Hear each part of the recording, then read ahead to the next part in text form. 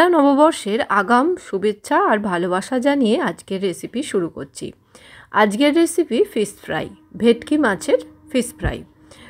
আগামীকাল নববর্ষ, সন্ধ্যাবেলায় এই ফিশ ফ্রাই বানিয়ে সবাইকেই চমক দিয়ে দিন। সন্ধ্যাবেলায় চা অথবা কোল্ড ড্রিঙ্কসের সাথে সার্ভ করুন। তো চলুন দেখে নেওয়া যাক আজকের রেসিপি। প্রথমেই একটা ভাজা মশলা তৈরি করে নিচ্ছি। গোটা জিরে, গোটা ধনে আর শুকনো লঙ্কা। গোটা জিরে, গোটা ধনে 2 চামচ করে আর 4টে শুকনো লঙ্কা আমি হালকা ভেজে নিয়ে মিক্সার গ্রাইন্ডারে গ্রাইন্ড করে রেখে দেব। এবার এদিকে 5টা মতন ফিলে নিয়েছি, ভেটকি মাছের ফিলে। ফিলেটা আমি বাজার থেকেই কাটিয়ে নিয়ে এসেছি। এটা আমি ম্যারিনেশন করে নিচ্ছি। প্রথমে লেবুর রস, তারপর পরিমাণ মতন লবণ আর সামান্য একটু গোলমরিচের গুঁড়ো দিয়ে খুব ভালো করে মাখিয়ে নেব প্রত্যেকটা পিস। খুব ভালোভাবে মাখাতে হবে যাতে লেবুর রস, লবণ আর গোলমরিচের গুঁড়ো খুব ভালোভাবে ঢোকে এর মধ্যে। ভেটকি মাছের ফিশ ফ্রাই অনেকেই অনেক রকমভাবে করেন। আমি যেভাবে বাড়িতে বানাই সেটাই আপনাদের সাথে আমি শেয়ার করছি। এবার একটা পেস্ট বানাবো। ধনেপাতা নিয়েছি, আদা, রসুন, পেঁয়াজ আর কাঁচা লঙ্কা। পেঁয়াজ এখানে বড় সাইজের পেঁয়াজের হাফ নিয়েছি, আদা নিয়েছি হাফ ইঞ্চি আর 4-5 টুকরো রসুন আর 4টে মতন কাঁচা লঙ্কা। খুব মিহি একটা পেস্ট আমি তৈরি করে নেব। আমার চ্যানেলের রেসিপিগুলো যদি আপনাদের ভালো লেগে থাকে তাহলে অবশ্যই লাইক, শেয়ার আর কমেন্ট করতে একদমই ভুলবেন না। আর যারা ফেসবুক থেকে দেখছেন তারা অবশ্যই ফেসবুক পেজটা ফলো করে নেবেন। তো এবার পেস্টটা দেখুন তৈরি হয়ে গেছে। এবার আমি এর মধ্যে একটা ডিম ফেটিয়ে দিয়ে দিলাম। দিয়ে দিচ্ছি খুব সামান্য পরিমাণে লবণ। লবণটা দিয়ে এবার আমি যেটা অ্যাড করছি সেটা হচ্ছে সামান্য পরিমাণে একটু কর্নফ্লাওয়ার। ভালো করে আমি কিন্তু মিশ্রণটা মেখে নেব।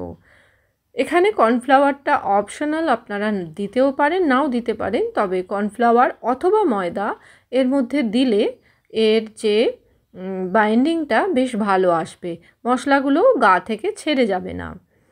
তো এবার আমি মশলাটা রেডি করে নিয়ে প্রত্যেকটা ফিলে এই ব্যাটারের মধ্যে আমি ভালো করে ডুবিয়ে রেখে দেব। খুব ভালো করে প্রত্যেকটা মশলা কিন্তু টুকরোগুলোর গায়ে যাতে লাগে সেইভাবেই আমি রেখে দিচ্ছি। এবং এটাকে মাখিয়ে আমি প্রায় 30 থেকে 40 মিনিট রেখে দেব যাতে এর মধ্যে ফ্লেভারটা ঢোকে ধনেপাতা, পেঁয়াজ, আদা, রসুনের। 30-40 মিনিট পর আমি ফিরে আসছি।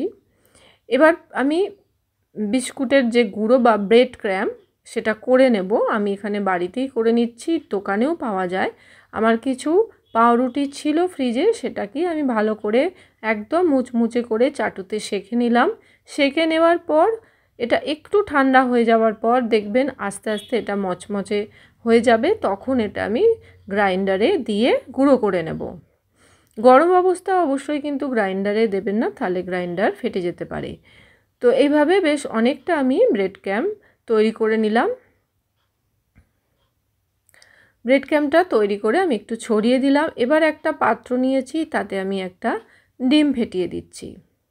ডিম ফেটিয়ে তার মধ্যে সামান্য পরিমাণে গোলমরিচের গুঁড়ো আর অল্প করে একটু লবণ দিয়ে দিচ্ছি। দিয়ে আমি এটাকে ভালো করে মিক্স করে নিচ্ছি। ডিমের এই মিশ্রণটা অবশ্যই কিন্তু করতে হবে। আমি আপাতত একটা ডিম দিয়ে মিশ্রণটা করে দেখব কতটা কি হয়। যদি প্রয়োজন পড়ে আবারও পরে একটা ডিম দিয়ে মিশ্রণটা তৈরি করে নেব। এবার বিস্কুটের গুঁড়োর মধ্যে সামান্য একটু গোলমরিচের গুঁড়ো আর লবণ দিয়ে মিক্স করে নিচ্ছি, তাহলে ওপরের কোটিংটা বিস্বাদ লাগবে না সেই জন্য। এবার যে ম্যারিনেশন করে রেখেছিলাম ফিলেগুলো ধনেপাতা, আদা, রসুন, পেঁয়াজের মিশ্রণে, সেখান থেকে একটু নিয়ে একটা ফিলে নিয়ে এবং তার উপরে একটু মশলা দিয়ে বিস্কুটের গুঁড়োটা আমি এর মধ্যে দিয়ে দিচ্ছি। ফিলেটাকে কিন্তু এবার খুব সুন্দর করে বানাতে হবে। আর আমি এই ফিলেটাকে ডবল কোট করেছি, আপনারা মনে করলে সিঙ্গেল কোটও করতে পারেন। তবে ডবল কোট করে করলে ফিশ ফ্রাই বেশি ভালো লাগে খেতে আর টেস্টিও হয় আর সব সময় আর খুব মুচমুচে হয়। তো আবারও আমি বিস্কুটের গুঁড়োটা আমি যেভাবে দেখাচ্ছি ঠিক সেইভাবেই বাড়িতে করে নেবেন। বানানো খুব সহজ, খুব বেশি টাইমও লাগে না। আগের দিন যদি এটাকে রেডি করে নেওয়া যায় ফিলেগুলো, তাহলে কাজটা অনেক সহজ হয়।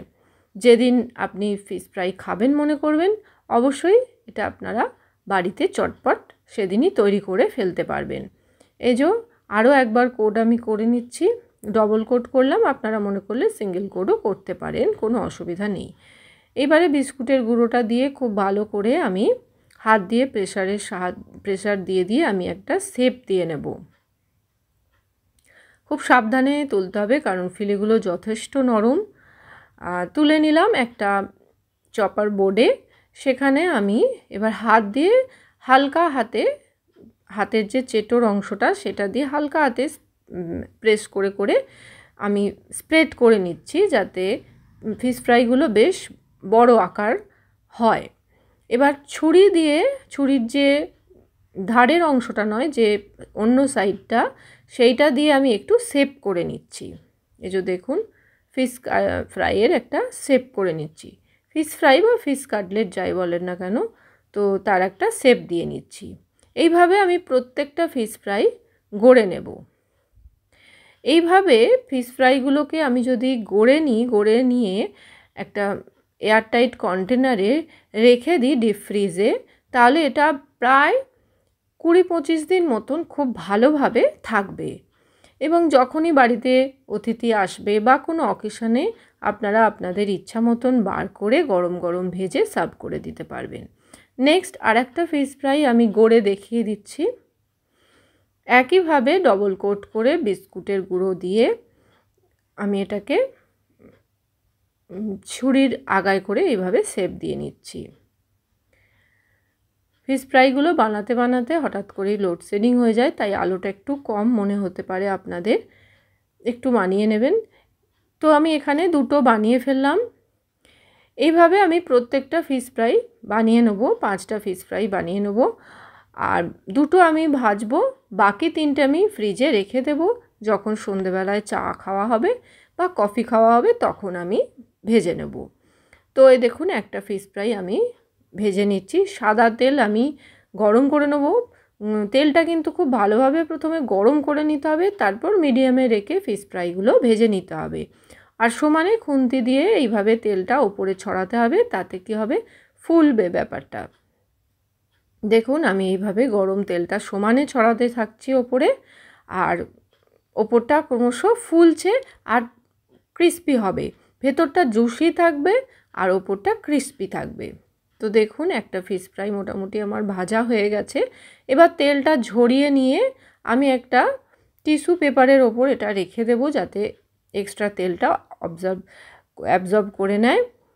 টিস্যু পেপার না থাকলে খবরের কাগজের ওপরেও আপনারা এটা রেখে দিতে পারেন, তাতে এক্সট্রা তেলটা অ্যাবজর্ব করে নেবে। এবার নেক্সট ফ্রাইটাও আমি ভেজে নিচ্ছি। ঠিক একইভাবে গরম তেলটা ওপরে ছড়িয়ে দিতে হবে। দেখুন ওপরে ছড়াচ্ছি আর ওপরটা আস্তে আস্তে ফুলে উঠবে। তো এইভাবে আপনারা অবশ্যই বাড়িতে খুব চটজলদিভাবে একদম রেস্টুরেন্টের মতন ফিশ ফ্রাই ভেজে নতুন বছরে সবাইকে বাড়িতে খাওয়ান, চা কফির সাথে অথবা কোল্ড ড্রিঙ্কসের সাথে। কেমন লাগলো আজকের রেসিপিটা জানাতে একদমই ভুলবেন না।